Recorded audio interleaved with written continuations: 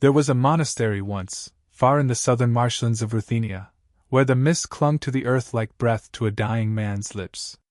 It was not on any map.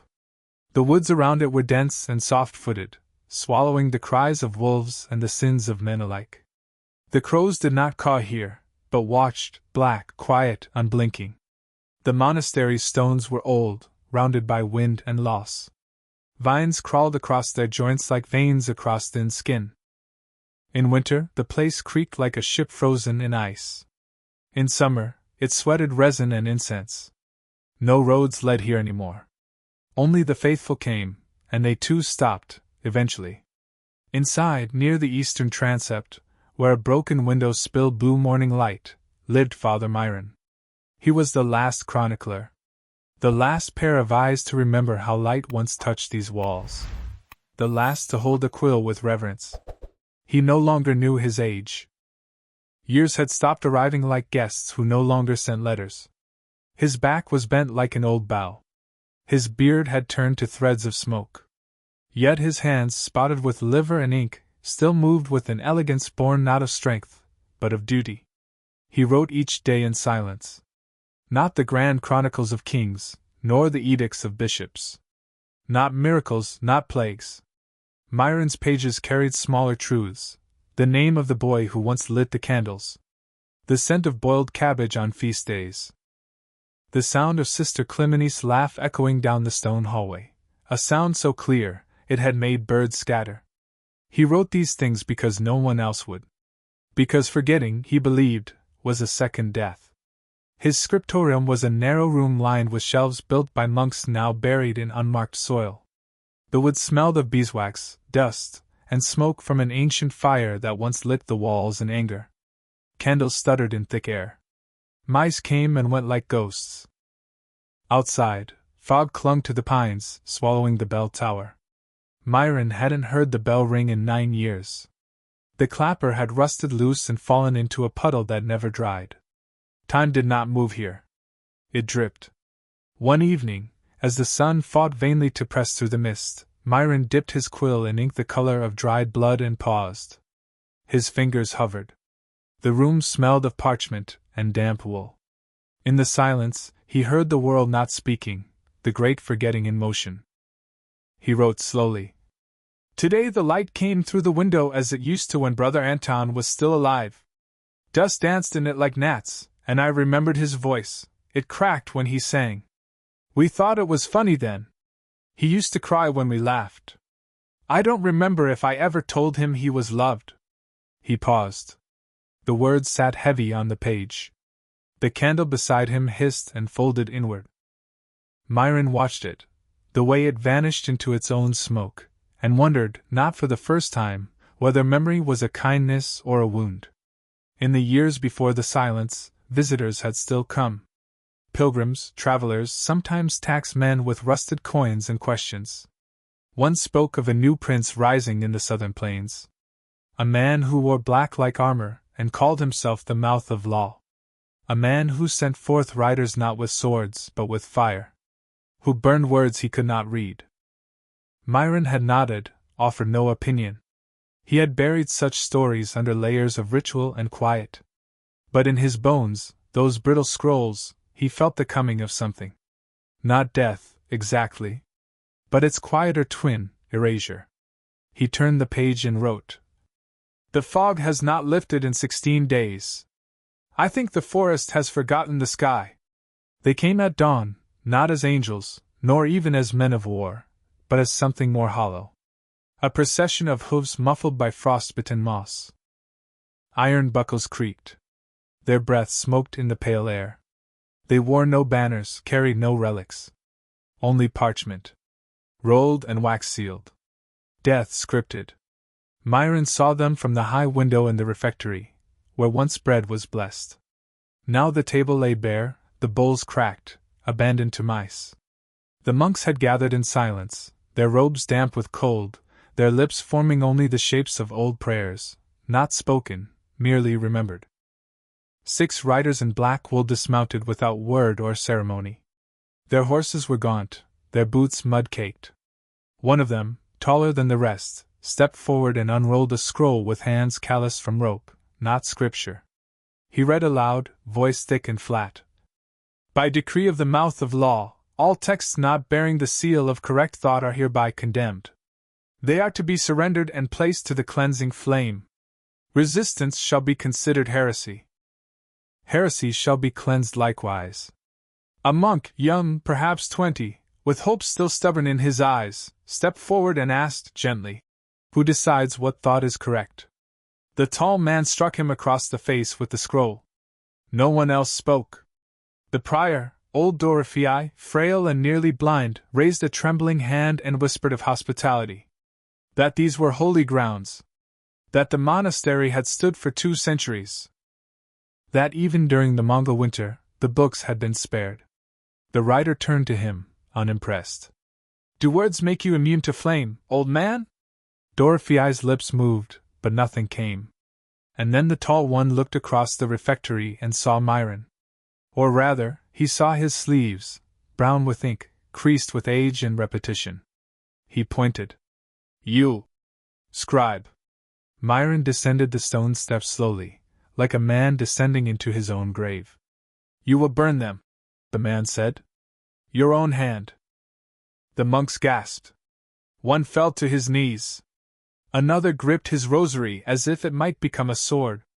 Myron met the writer's eyes. Not with defiance, but with a tired kind of clarity. As if he'd already imagined this moment too many times for it to shock him. "I will," he said. The man handed him a torch. The wick was damp, the flame weak. Still it burned. "You begin tonight." And just like that, the riders withdrew, not leaving, merely waiting, their horses tethered to the bare-branched linden trees beyond the gate. The monks looked to Myron. Not as a leader, but as a ruin. They saw something already broken in him.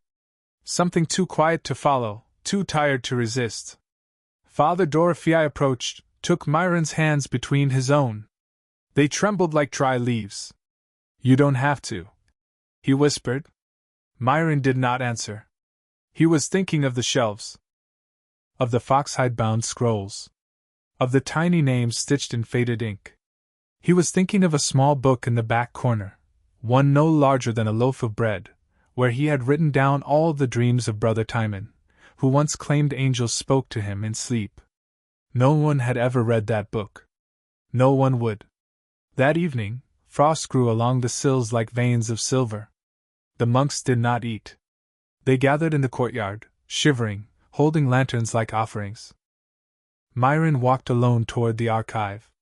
The torch in his hand cracked softly, a sound like bone under pressure. Inside, the scriptorium was exactly as he had left it, warm with the memory of ink and time. Shelves bowed under the weight of language.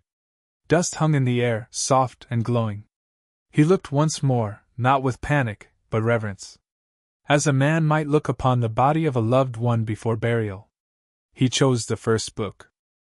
It was the Book of Candles, an inventory of every candle ever poured in the monastery.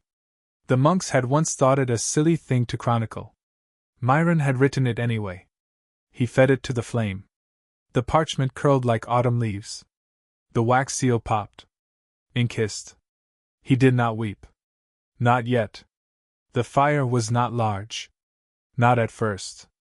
It began in a shallow pit of stones in the monastery's central courtyard, a place where snow had once gathered in winter like folded linen. Now the pit held flame, and the monks held silence. They stood in a wide circle, wrapped in their woolen robes, hands hidden in sleeves. The fog still clung to the tree line, but above, the sky began to clear, revealing a sliver of indifferent stars. Myron knelt beside the fire, his bones groaning under him. The torch had burned low, but it had done its work. Now the flames danced on their own, eager, childlike. He could smell parchment already. A sharp, dry scent. Old leather. A sweetness beneath it, like honey scorched on iron. He reached for the next book. The Testament of Casimir the Younger, a monk who had recorded, in obsessive detail, the dreams of all those who slept near him. The margins were filled with drawings, faces with no eyes, rivers that ran uphill, stars that bled. Myron had always found it unsettling. And beautiful. He pressed it into the flame. The fire accepted it without resistance. Pages curled, cracked, folded inward. Ink bled. Faces disappeared. A sound escaped from behind him, soft, like a broken prayer. He turned. It was Brother Luca, the youngest among them. His face was pale, lips parted, eyes rimmed red. "You don't have to," Luca whispered. "Not all of them." Myron looked at him for a long moment. His voice, when it came, was dust dry. "No one else will. And they would burn them worse." Luca's brow furrowed. "You could have hidden them." "Some?" Myron did not answer. Because yes, he had thought of that. Beneath the floorboards. In the empty crypt. Even within the walls themselves. But it would not matter. Not truly. The writers were patient, and the fire would wait. Sooner or later, they would return with iron instead of paper. And besides, there was something sacred in doing it with his own hands. To destroy with tenderness what others would destroy with cruelty. He turned back to the shelves they had carried out. The monks had worked quietly, moving through the night like mourners. Scrolls stacked in wheelbarrows. Codices bound in wool. No one spoke. Only the crackle of fire. And the birds, crows maybe, rustling beyond the mist, drawn by smoke and something deeper. He reached for another book. The Psalter of the Bees, collected hymns once sung by field workers in the villages to the north. The melodies were gone, of course. But Myron had captured their cadences phonetically, scrawled between lines of scripture. He remembered the day he had written them down, a warm spring morning, bees humming just outside the chapel window, pollen thick in the air. Into the fire. And on it went. Hour after hour. Words became ash. Names dissolved. Ink lifted as smoke. One by one, the monks drifted away. Unable to bear it. Or ashamed they could. Only Luca remained, and Dorothea, who sat on a stool, hands on his knees, face unreadable. As if carved from old bark. Eventually, Myron's hands began to tremble. Not from grief, nor even cold, but from something older than either. A fatigue that lived in the marrow. His breath came shallow. His knees pulsed with pain. Still he fed the fire. And at last, just before the sky paled with the gray promise of morning, he came to the final book. It had no title. It was small, bound in old deerskin. The clasp was broken. Inside, the pages were soft, as if handled many times. It was Myron's own, not a chronicle of events but of moments. Things he had written not to preserve, but to confess. "I no longer know which prayers are mine and which I've copied so many times they have replaced my own voice. I miss the sound of laughter in the corridors. It lingers like the ghost of incense.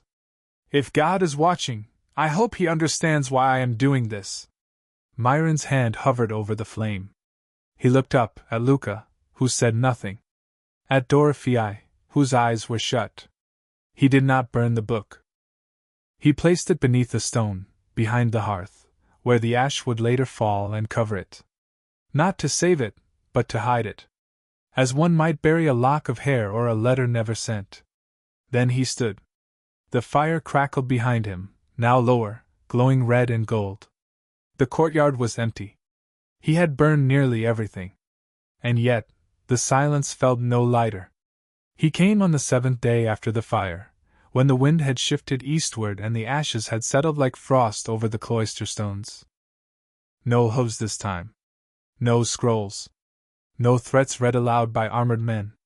He came alone. A tall figure in charcoal gray robes, finely cut but Spartan. No jewelry, no weapons.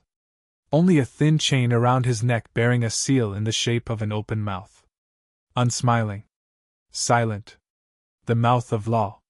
The monks were summoned to the chapel, not by bell, for it was long rusted and mute, but by word passed from hand to hand. They gathered, uncertain, beneath the cracked icon of Saint Elijah, who had once called down fire from the sky. Now they prayed it would not fall again. The mouth entered the chapel slowly, his footsteps soft, deliberate. He moved like someone accustomed to being watched, but not challenged. Myron stood near the apse, hands clasped, head bowed. The mouth stopped before the altar, eyes scanning the dim faces. "You have obeyed," he said, his voice smooth and unhurried. "The flame has served its purpose." No one answered. Outside, wind stirred the cypresses. The mouth turned his gaze to Myron.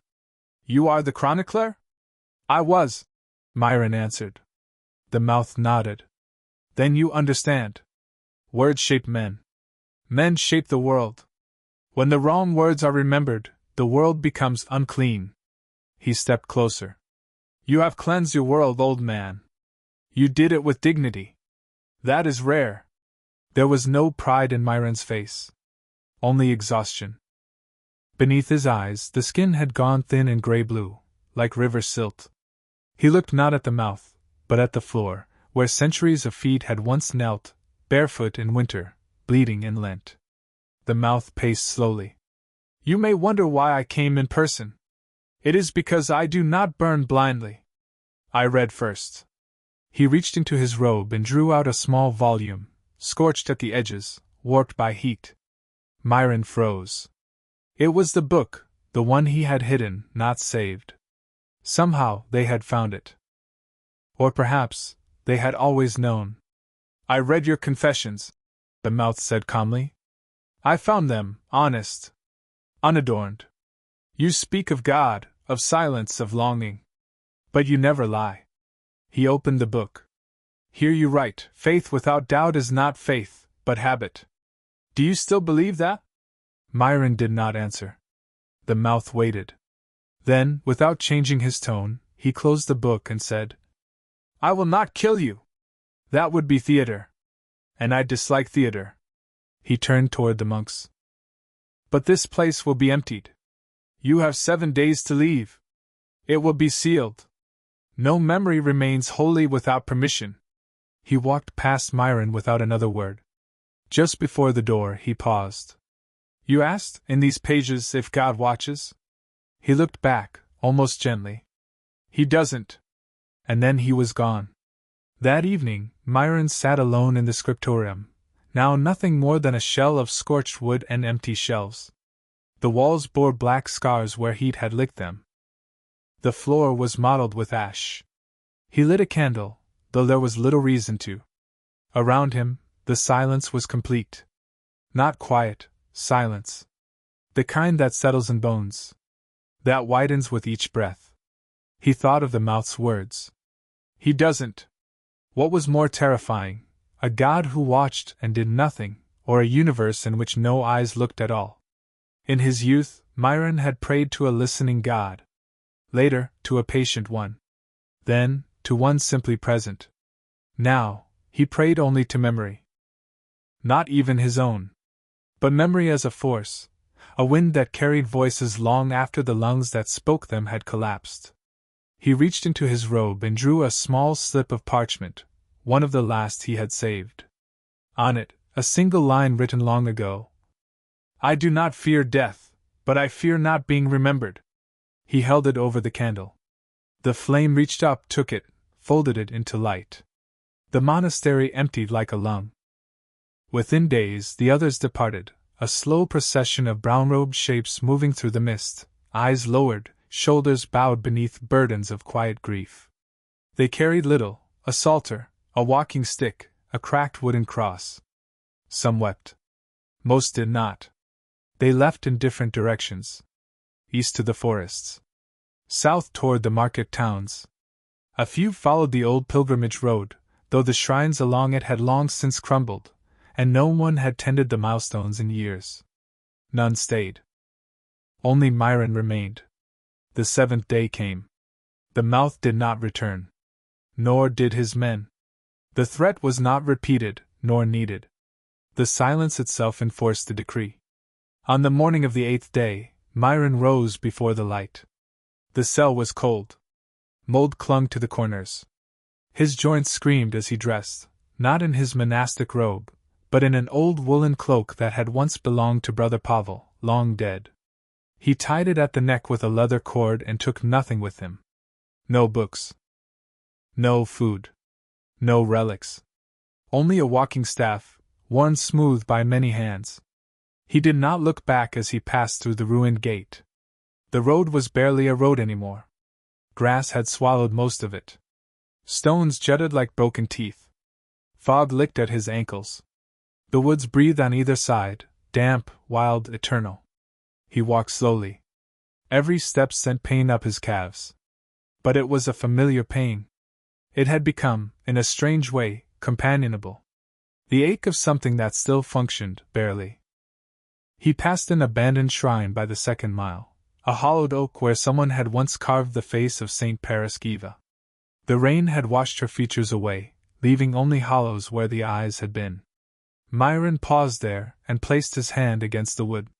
It was wet, cold, but alive. He whispered, "Forgive me," and walked on.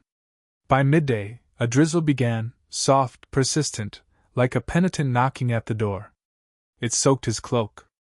The wind carried the scent of pine and wet earth. Somewhere distant, a raven called. As he walked, Myron began to hum, tunelessly, absently. It was not a hymn. Perhaps it had been once. Now it was just a sound. A thing to place between him and the hollow inside.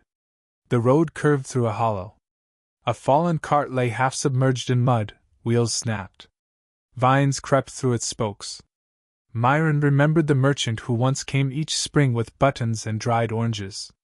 The man had sung bawdy songs in Latin. He had known more about joy than theology. Myron had envied him. He passed the cart in silence. By evening, his legs buckled beneath him. He collapsed near the ruins of what had once been a watchtower, just a few stones now, covered in moss. He crawled beneath what shelter he could find and pulled his cloak tighter. The rain fell harder. Cold crept into him. He did not light a fire. Instead, he reached inside his cloak and withdrew the final page. Not a book. Just one sheet. Smuggled, hidden in the lining. It bore no name. Only a single line, written in the hand of a young novice long ago. The soul remembers what the body forgets. He read it by the light of nothing. That night he dreamed of the scriptorium, warm again, full again. Shelves unburned. Pages rustling like leaves. A window open to spring. Bees in the corridor. The sound of feet. Laughter in the cloister. He saw Brother Anton, who had sung too loud. Sister Clemeny, who had doubted everything. He saw Dorothea, sitting at the long table, his eyes not blind but bright. He saw himself, young and certain, writing a name in ink so dark it shone. He awoke with tears on his face. The rain had stopped. And in the silence that followed, he thought perhaps he heard, just faintly, the sound of a page turning. They found him 3 days later. A shepherd boy from the northern hills, chasing after a strayed goat, stumbled upon the body near the ruins of the old watchtower. At first he thought it was a heap of cloth, damp from rain. Then he saw the hand, white, with fingers curled gently around a staff. The boy did not run. He watched. Then knelt. Something about the old man's face, even in death, had stilled him. There was no terror, no violence, no twisting of pain. Only rest. As if he had waited for this for a long time, and had finally been heard. When the elders of the village came to fetch the body, they searched his cloak for signs of who he had been. There was no name. No tokens of wealth or creed. Only a slip of parchment, water-stained, folded thrice. On it a line. The soul remembers what the body forgets. They buried him on the hill where he lay, beside the stones of the fallen tower. A simple grave. No marker. The earth took him quietly. No one knew he had written the lost hymns of the marshland. That he had recorded the dreams of madmen, the confessions of the doubting faithful, the silent rituals of vanishing lives. That he had once held a library in his care greater than most cities could imagine, and had fed it, page by page, to the fire with his own hands. No one knew. And yet, something lingered. In the years that followed, travelers sometimes stopped by the grave. Not because they knew who lay there, but because the hill was still. The wind slowed there. Birds passed overhead but did not sing. Children who came near the stones would lower their voices without knowing why. And once, many years later, a woman came, cloaked in black, her hands gnarled with age. She knelt, laid a violet beside the grave, and whispered a prayer that ended in laughter. Then silence. She did not return. Centuries passed. The forest changed its shape. Trees grew where once there had been light. The monastery crumbled to roots and dust. Rain fell through its roof. Vines claimed the altar. No bell rang. No psalm rose. The world forgot. But memory is a stranger thing than time. One day, in a distant archive of a newer faith, a scholar discovered a fragment of parchment bound into the spine of a mislabeled theological treatise. It was a single page, written in an old dialect soft-edged, the ink faded but steady. It spoke not of doctrine or kings. It told the story of a boy who had once lit candles before dawn, who had wept when his voice cracked, who had been loved, quietly, and never told. There was no author. Only a line in the margin. To forget is not sin. But to remember, even once, is grace. The scholar copied it curious. Others read it. A few even spoke of it in lectures. No one knew where it had come from. Some said it was a fragment of folk poetry. Others, an anonymous monastic voice from a lost sect. But it lived. It passed from lips to paper, from paper to song. Its origin blurred, its message sharpened. In time, it became part of something greater, not scripture, not law, but memory. Not of a man, but of the space he had made in silence. The space where no one watched. But something listened. And so, the chronicle that was never written was never lost. It lived not in pages, but in the act of tending. In the tenderness of burning with one's own hand what others would destroy with cruelty. In the final breath of someone who had remembered, not out of duty, but love. History does not keep all names. It cannot. But sometimes, if you walk alone through old forests, when the light fades and fog settles low, you may feel it. A stillness that was once a man. And a story that remains. Even in ash. Even in silence.